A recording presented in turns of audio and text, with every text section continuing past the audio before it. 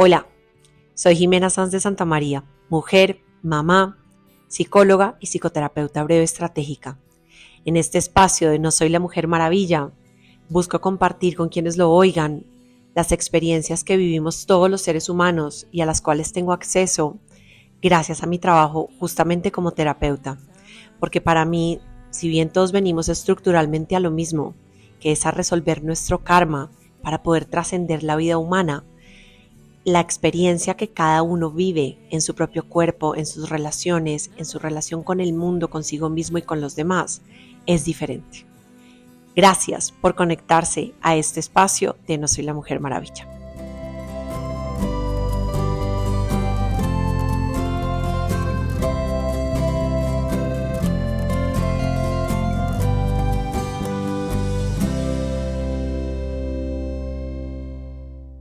Los seres humanos hemos sido muy hábiles en construir una paradoja en la que nosotros mismos vivimos. ¿A qué me refiero? Vivimos en un mundo que es a todas luces cambiante. Frase de Instagram cliché que repetimos.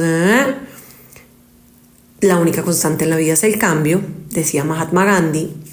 Todos lo tenemos clarísimo a nivel racional y lo repetimos, perdón la redundancia, como con muchísima ligereza, ¿cierto? Siendo conscientes que es una realidad. Sin embargo, queremos encontrar y construir y tener una vida en la que haya todo menos cambio. Es decir, estamos en una constante búsqueda de esa solución a la vida, a la existencia. Una solución medianamente mágica que además dure para siempre. Entonces hace poco hablaba yo con una amiga, ella me contaba y me decía, pero es que ¿por qué siempre vuelvo a este punto? ¿Por qué siempre vuelvo al punto en el que yo soy, esto frente a una tusa, aquella a la cual no escogieron? ¿Por qué siempre soy yo la que se queda sin la pareja? Porque yo nunca soy la que ocupa como ese primer lugar en la vida de un hombre, cuando es en realidad lo que quiero y llevo buscando tanto tiempo. Entonces yo como que ya quisiera estar ahí. Y yo me acordé, ella me acordó con eso que me dijo, que alguna vez en esa tusa que les he contado de la universidad, que casi me muero, yo después tuve un novio y yo decía, pues mamando gallo, pero yo decía con ese novio, bueno, ya, este ya tiene que ser, porque es que yo no estoy dispuesta a pasar por otra tusa. Bueno, feliz Navidad, ¿no? Porque por varias pasé después de esa relación, pero mi punto es que todos de una u otra forma estamos buscando esa solución mágica, esa pastilla de la felicidad, esa respuesta única e invariante que nos resuelva absolutamente todas las dudas que tenemos y que de una u otra forma nos quite el cambio al final.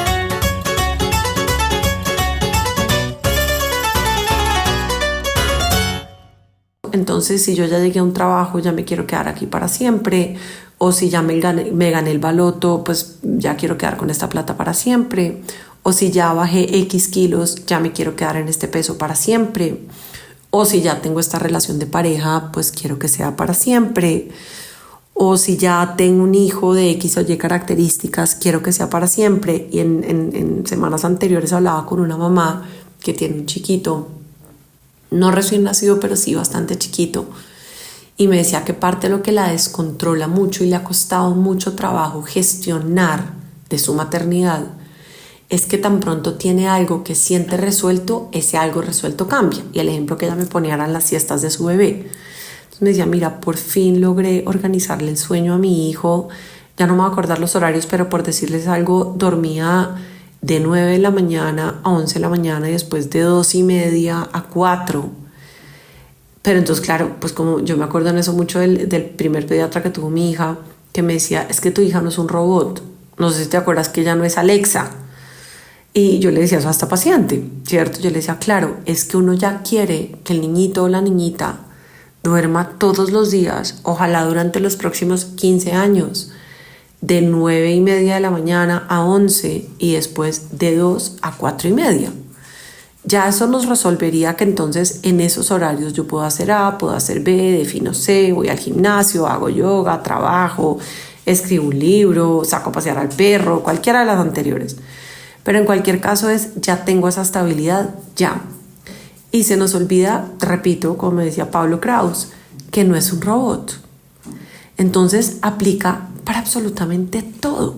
Sí, claro, tú encontraste un trabajo hoy que te encanta, pero resulta que en 2, 3, 4, 8 años te va a parecer que ya es aburrido, que ya es muy sistemático, que la compañía en la que estás cambió y ya no te gusta, o que el cargo te quedó chiquito, o que hubo una reestructuración y las personas con las que trabajas ya no es el equipo que tenías antes, o ahora te exigen que tienes que tener 4 idiomas y tú ya no estás dispuesto o dispuesta a aprender otro idioma.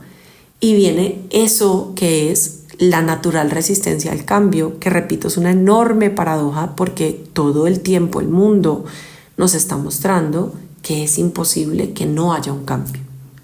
Entonces, yo creo que ahí se combinan dos cosas y es para mí, pero esto es a título absolutamente personal, si hay un único sentido en la vida, que es para mí, repito, resolver el karma que me trajo, porque si tengo un cuerpo es porque tengo un karma. ¿Con quién? Conmigo misma, con mi propio ser, de algo que aún no he resuelto. Esta amiga me decía, pero ¿y eso cómo hace para saber cuál es y cómo hace para resolverlo? Bueno, pues si yo tuviera la fórmula mágica, pues más que decir que estaría forrada en plata, ya habría desencarnado. ¡Qué delicia! Porque al final el objetivo para mí no es estar forrado en plata, ¿cierto? Pero digamos que para mí, repito, ese sentido de vida es descubrir qué es lo que me trajo aquí, por qué es que sigo encarnando, porque si hay cuerpo hay karma. Dicen en la Escuela de Valores Divinos, que es pues mi camino espiritual de Shiva Kriya Yoga.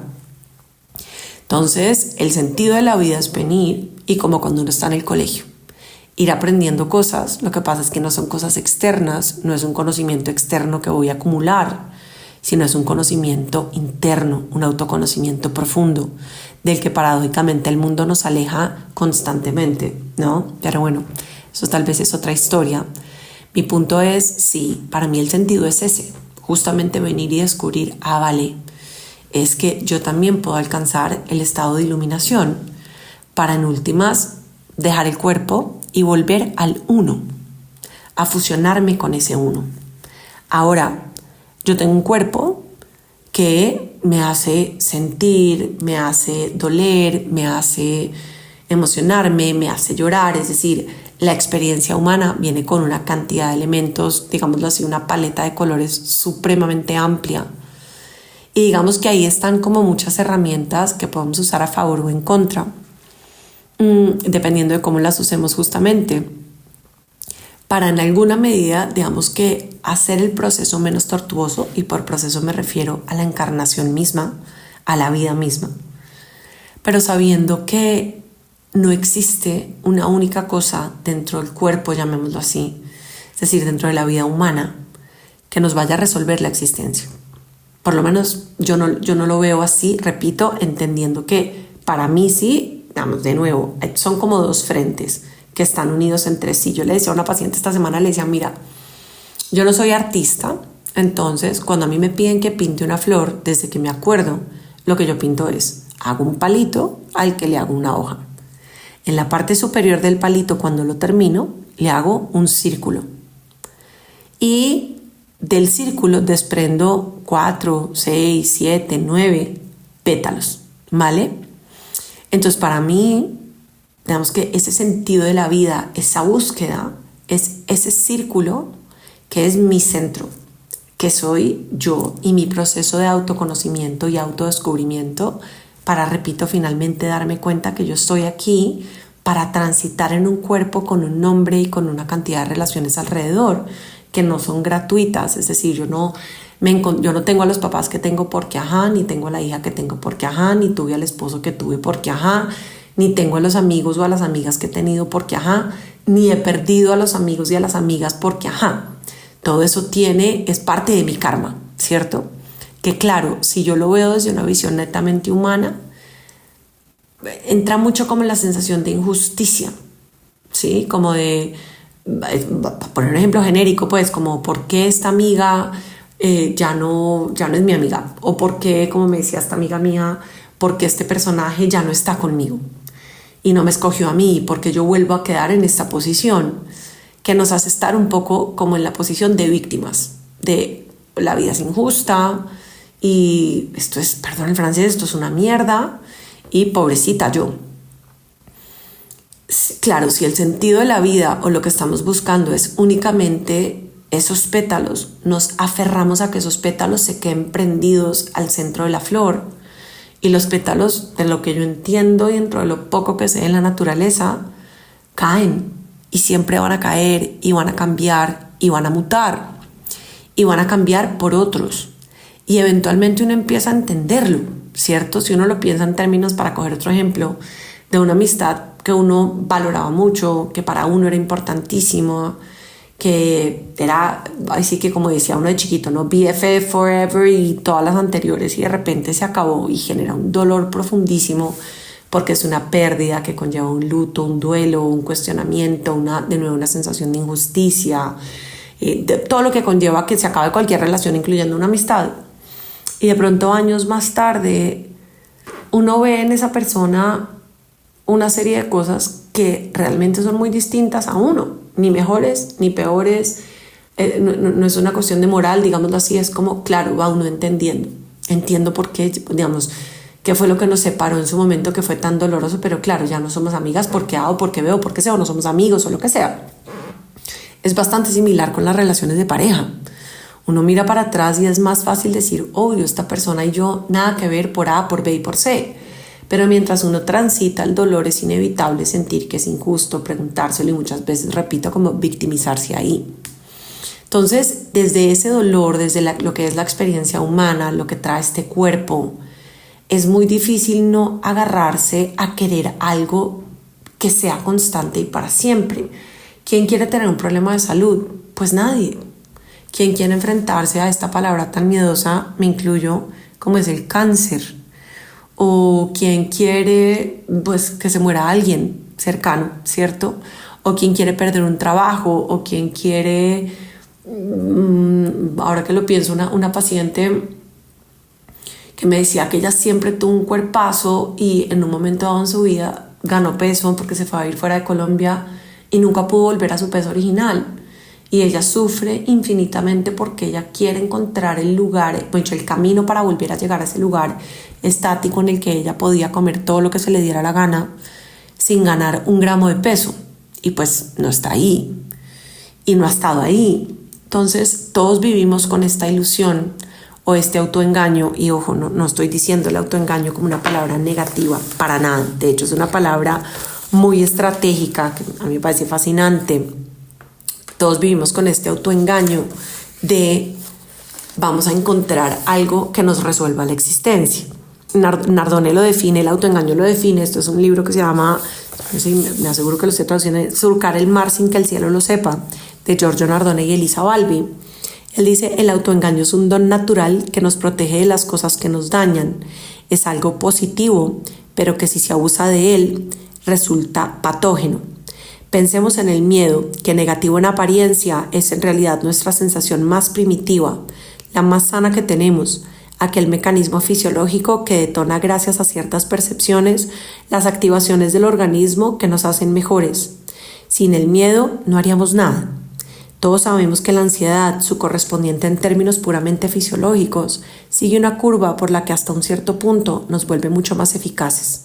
Cuando supera el umbral es cuando nos vuelve incapaces.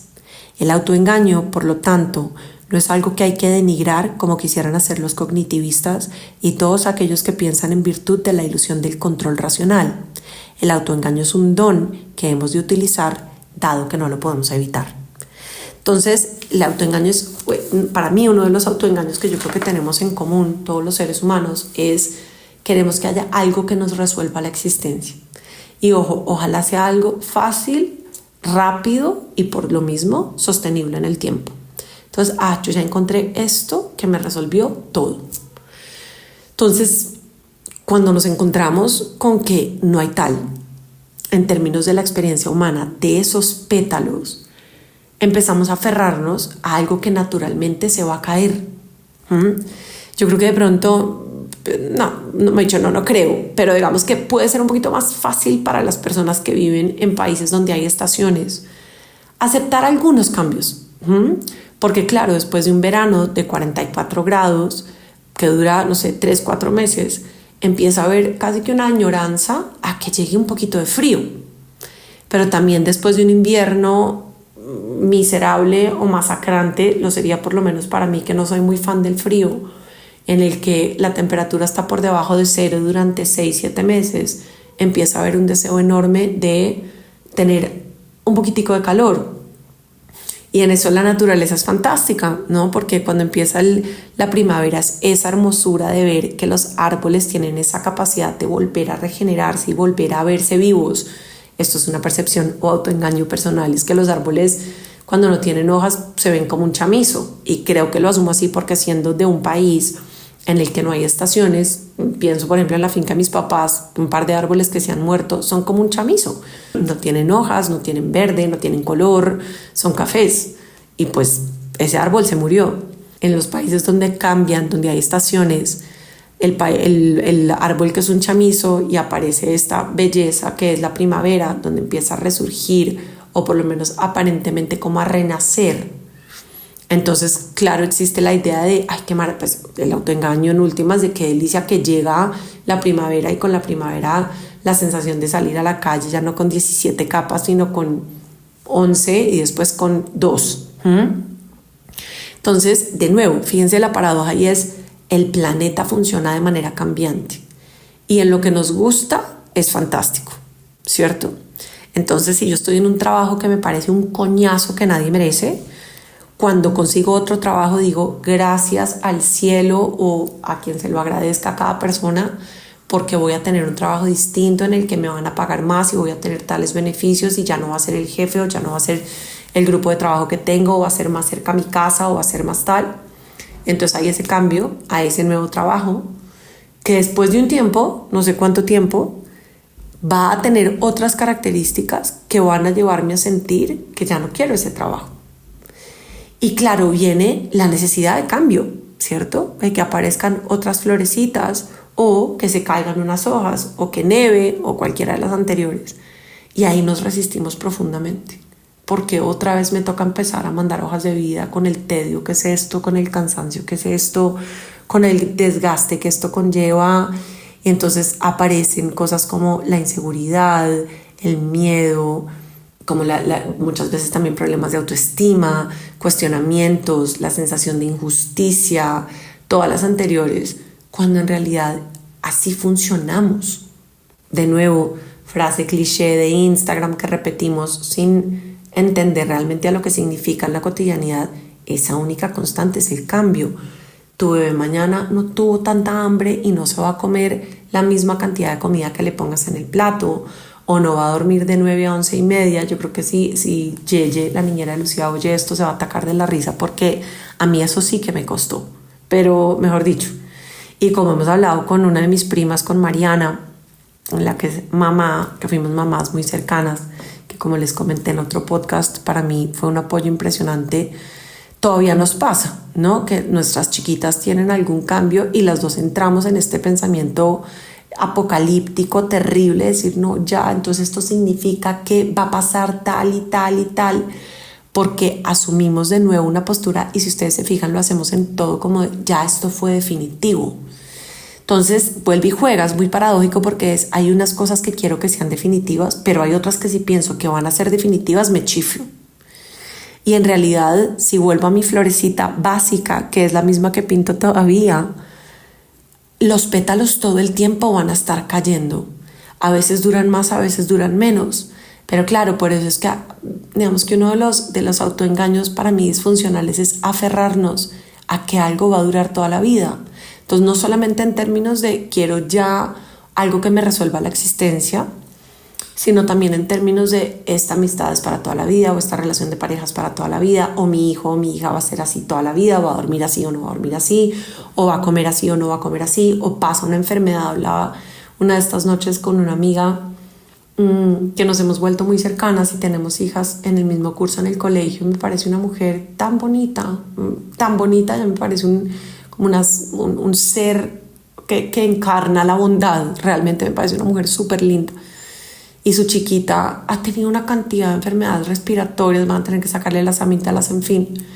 Y en una de estas noches me ponía un mensaje llorando y yo casi me siento a llorar con ella porque la entendía perfecto, porque mi hija también ha tenido un par de faringitis en menos de un mes. Y ella me decía, es que no puedo más. Es decir, yo pensé que ya habiendo salido de este primer cuadro que tuvo ya, entonces el día que llegó del colegio con fiebre, ella básicamente quería chiflarse. Y a mí me pasó lo mismo, porque uno tiene consciente e inconscientemente el autoengaño de ya salí de una faringitis aguda de mi hija, en este caso la mía, pues listo, ¿no? Problema resuelto. 3 doritos más tarde, como dicen hoy en día, se baja del colegio verde un viernes.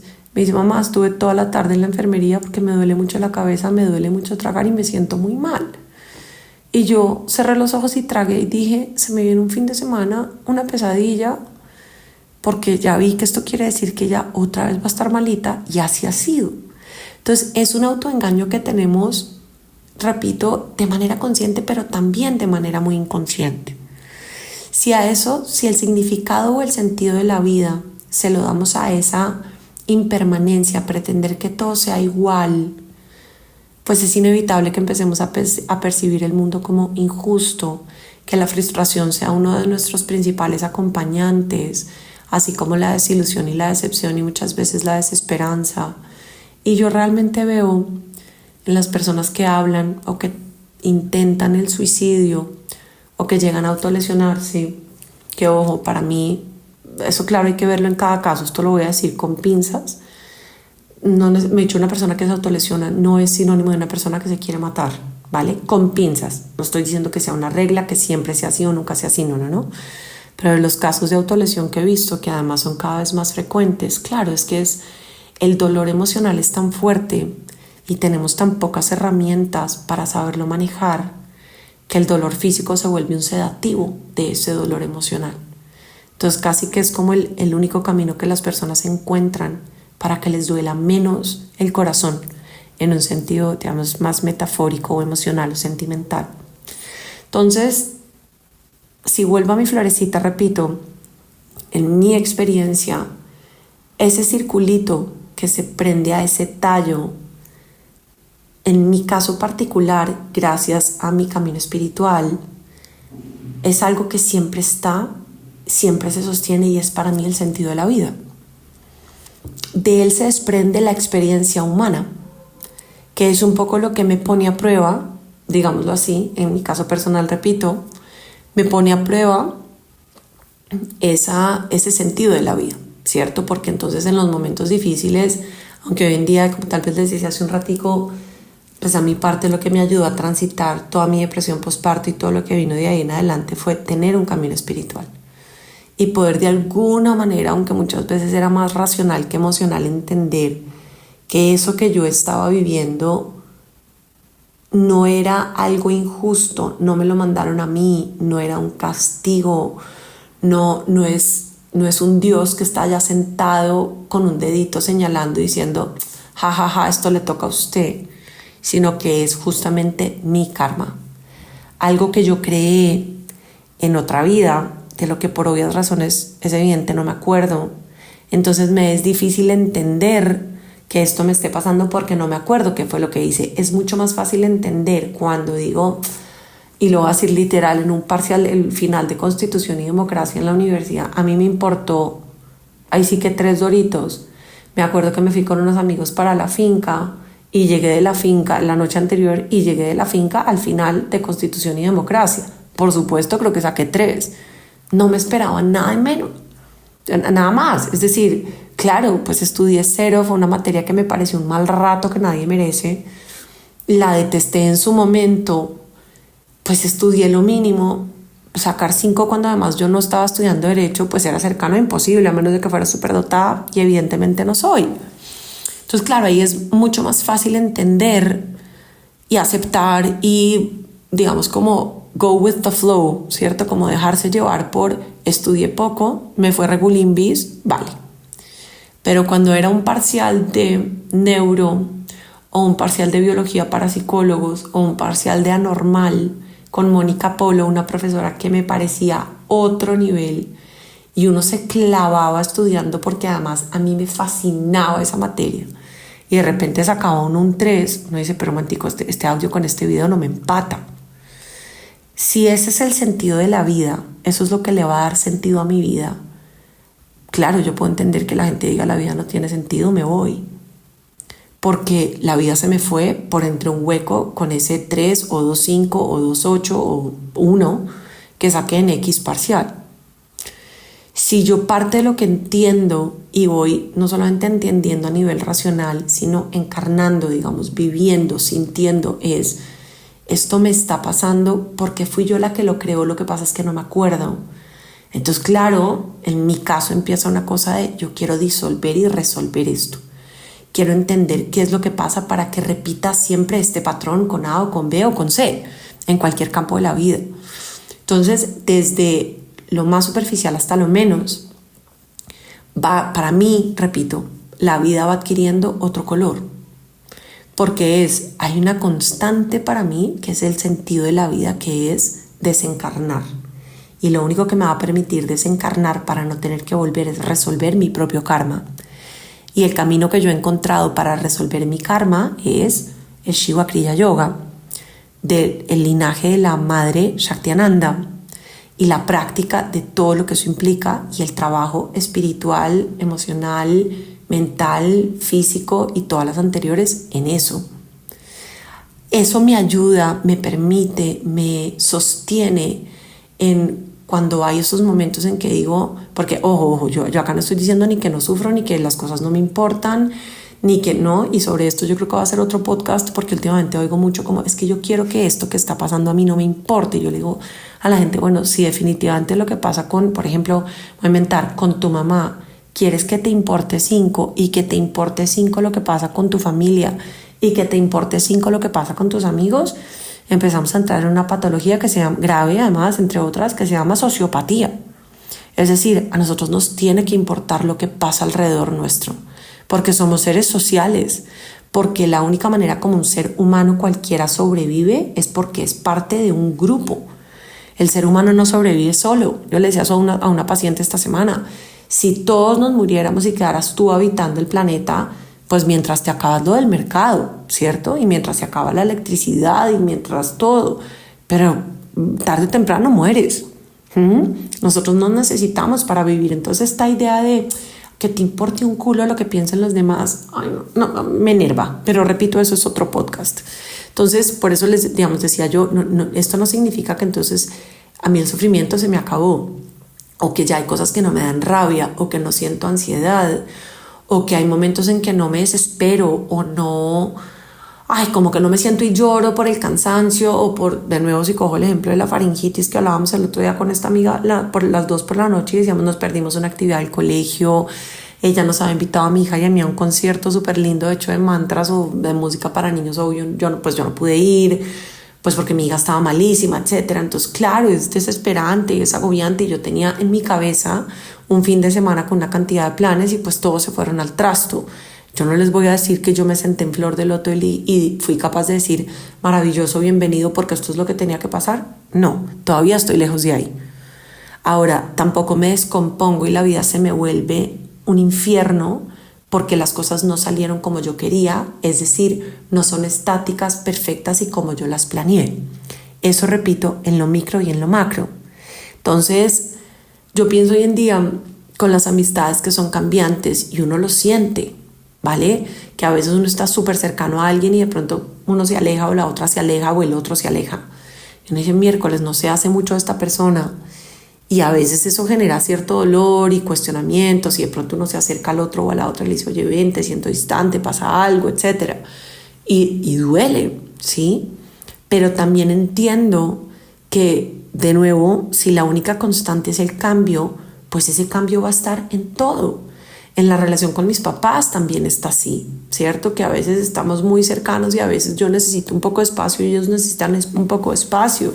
En la relación con mi trabajo, a veces tengo una agenda que no me da a reventar y tengo que cerrarla, y después tengo unos días en que cancelan, unas semanas en que cancelan varios pacientes. Entonces, en que, por ejemplo, antes mi obsesividad era no toque agendar ya porque tengo que tener tales, porque tales pacientes, y hoy en día muchas veces me pasa que digo, mira, voy a coger esa hora para adelantar, por ejemplo, un podcast, o para leer sobre esto, para leer sobre lo otro, en vez de sentarme, para metaforizarlo, pues, a decir cómo es que es el colmo, que a mí, los pacientes, y entonces, porque eso es a lo que voy, con que terminamos adoptando un poquito una postura de víctimas, sin darnos cuenta que en lo más chiquito y en lo más grande, para mí, repito, la vida va siendo lo que yo mismo he ido construyendo de muchas cosas. Y eso que es más, en esta vida hay una cantidad de cosas de las que no me acuerdo, que la gente me dice, ay, pero tú no te acuerdas que tú dijiste que güere, güere, güere, güere cuando estábamos en octavo, y yo, no tengo ni idea, no me acuerdo. Entonces, y muchas veces me pasa, y como decíamos con Laura, mi amiga que vive en Barcelona, la lengua castiga, ¿no? Porque uno dice, no tengo ni idea. El otro día hablaba el otro día con una paciente que me decía, ella tiene 32 años, no se ha casado, no tiene hijos, sufre infinitamente. Y ella me decía, es que yo cuando tenía 16, yo decía, a los 28 ya voy a estar en tal y tal y tal, y voy a tener así que carro, casa, perro y peca, y tengo 32 y no tengo ninguna de las anteriores. Entonces, para mí una de las mayores razones o motivos de sufrimiento es este autoengaño de pretender que la vida sea impermanente en todo, o sea, que todo sea para siempre, siempre y cuando nos guste. Porque si no nos gusta, si aceptamos el cambio. Entonces, cuando uno tiene gripa, uno sí, uy, qué dicha, ya salí de la gripa, qué felicidad que el cambio existe. De nuevo, tenía este trabajo que era fatal, qué felicidad que me pude cambiar. Y en lo más banal también, ¿no? Como esta ropa estaba horrorosa, qué dicha que pude comprar otra cosa.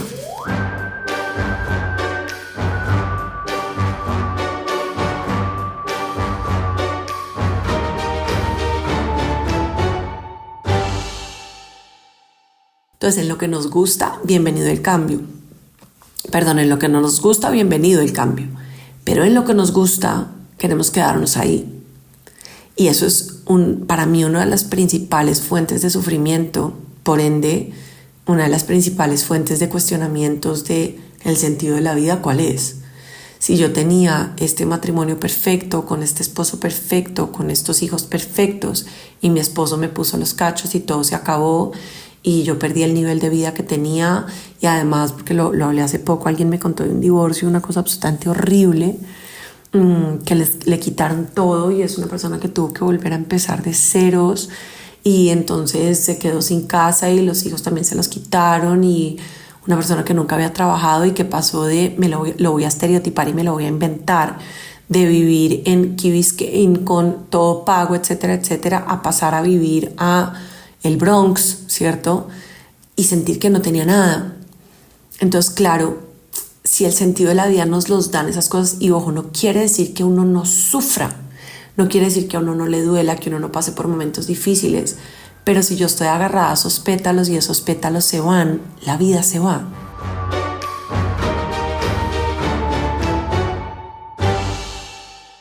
Si el centro siempre está, de nuevo, no es either or, no es, claro, entonces como tengo un camino, en mi caso particular, como tengo este camino que me ha permitido comprender la vida un poquitico más allá de simplemente el cuerpo, y eso me ha ayudado un montón a transitar los momentos difíciles. Eso no quiere decir que no sean difíciles, eso no quiere decir que no sufra, que no pase. De nuevo, este fin de semana que mi hija estuvo tan malita, yo decía, ay, qué cansancio, qué desespero. Me acosté el viernes como con una desesperanza enorme y la he pasado mal, porque hace menos de 3 semanas estábamos en las mismas. Entonces, claro que me ha hecho sufrir, pero tal vez dentro de los principales cambios que veo cuando uno encuentra un sentido de la vida más profundo que lo que pasa en la humanidad es, digamos que es como yo me agarro de esto, estoy en la mitad, en una estación de metro, donde pasan, ¿cierto? Como los vagones o el metro, pues, en una dirección y en otra y yo estoy en la mitad y me agarro de algo y pasa 1 metro en una dirección y el otro en la otra a 1000 y yo me tengo que agarrar durísimo, durísimo, durísimo y todos los pétalos se vuelan obviamente en esa pues ventarrón tan brutal que es y yo me sostengo y en ese sostenerme ahí agarrada mientras siento cómo pasan. Obviamente que tengo dudas de uno decir, pucha, ¿será que me va a soltar? Y si me suelto me mato. ¿Y qué tal? ¿Y qué miedo? Y esto me está generando mucho susto y esto es muy duro y ya no voy a aguantar más y me voy a soltar y será mejor soltarme. Esos cuestionamientos están porque la mente humana está y esa es la labor de la mente, de nuestro ego. Pero si yo tengo eso de lo que me puedo sostener, que en mi caso particular es mi camino espiritual, el descubrir, gracias a la Madre Shaktiananda, que fue lo que vinimos a hacer, aunque todavía para mí en muchos sentidos es muy racional, pero descubrir eso es lo que me permite sostenerme. Entonces cuando pasan los metros, uno en una dirección y el otro en la otra, que pasa ese ruidajo y demás, y después queda ese silencio, claro, en ese silencio probablemente uno se sienta y llora, y agradece, ¿no? De darse cuenta que no se mató, que no se murió, que está bien, que está entero, que no se soltó, que pudo, que soportó, que aguantó. Es lo mismo que pasa en esa, digamos, para usarle esa metáfora, cuando uno pierde cualquier cosa, cuando uno pasa por un momento muy duro, cuando le termina un novio o una novia, cuando pierde uno a alguien por la muerte, cuando hay la aparición de una enfermedad, etc. En todo ese transitar y transcurrir aparece todo lo que nos genera la experiencia humana, que es el dolor, la rabia, la frustración, el miedo, la ansiedad, la incertidumbre, la angustia, todas las anteriores, ¿cierto? Pero si yo tengo esa base sólida que me sostiene, esa misma base es la que me permite estar ahí para reconocer, aceptar y seguir con que van a venir otros pétalos nuevos que también van a cambiar, ¿cierto? Y que al final, tal vez a eso, digamos, en eso es a lo que se refiere este libro de Nardone, en lo importante es que los autoengaños cambien. Entonces, si para mí la felicidad hoy es, no tengo ni idea, tener apartamento propio, pues saber que eso digamos que se vuelve como a recalcular, como les he dicho muchas veces, y uno puede como volver a evaluar qué tanto, pues de pronto en algún momento de la vida eso ya no fue para mí lo más importante, y entonces puedo reevaluar en otra cosa. Y sufro menos en la transición de, claro, en su momento lo más importante para mí era esto y ahora es lo otro. Entonces todo esto simplemente lo quería compartir con ustedes porque en los últimos meses o tal vez años, sobre todo después del COVID, realmente encuentro un sufrimiento enorme en muchísimas personas por este cuestionamiento de el sentido de la vida, ¿cuál es? Que es, yo estoy aquí para que esta semana vino una paciente devastada y destruida porque está teniendo dificultades en la relación con sus chiquitas, con su esposo, y además vio, no sé en cuál red social, alguna página que muestra todo lo que está pasando con los niñitos allá en la franja de Gaza y demás. Y claro, ella me decía, es baratada, pero esto ¿de qué va? Y sí, claro, o sea, ojo, repito, y uno es que no sienta sufrimiento por lo que nos pasa como humanidad. Pero si la vida tiene un sentido más allá de lo que es lo humano, de lo que nos genera nuestro cuerpo, desde lo más sencillo hasta lo más profundo, es decir, lo que puede ser la enfermedad transitoria de un hijo hasta una cosa tan horrible y monstruosa como está pasando en la guerra que estamos viviendo ahora como humanidad entre Israel y Palestina. De nuevo, no es que no haya sufrimiento y todo lo que conlleva la experiencia humana, porque así como si hay cuerpo, hay karma. Si hay cuerpo, pues hay todas estas emociones y sentimientos y dolor y demás. Pero por experiencia propia me atrevo a decirles que cuando la vida tiene un sentido más profundo que simplemente lo que se vive en la cotidianidad, es de nuevo como ese tallo del que uno se agarra, ese centro en el que uno está, en que pasa 1 metro en una dirección y el otro en otra al mismo tiempo, y uno está atrapado ahí cuestionándose, pensando, indagando, sintiéndose miserable, etcétera, etcétera. Sí, pero al mismo tiempo sabiendo que lo que hay que hacer es aguantar, saber que ese momento va a pasar, gracias a Dios, ¿cierto? Y que lo que estoy viviendo fui yo quien lo creó, me acuerde o no. Ergo, sería más fácil la vida si nos acordáramos, porque primero dejaríamos de asumir la vida desde el victimismo y segundo podríamos ser además más que entes, agentes de cambio de nuestra propia vida. Esto era simplemente lo que les quería compartir en este episodio de No soy la Mujer Maravilla, porque realmente me atrevo a decirles que me ha dolido, me ha afectado en alguna medida ver tanto sufrimiento de tantas personas en los últimos meses. Y por eso, digamos, en lo que les pueda servir o en lo que esto los pueda acompañar, esta ha sido mi experiencia personal, para de alguna u otra manera poder transitar en un mundo, la vida en un mundo que sin duda no es muy sencillo. Gracias por este episodio, que además se me pasó el tiempo. Un abrazo para todos los que estuvieron hasta aquí. Nos encontramos en el próximo episodio No soy la Mujer Maravilla.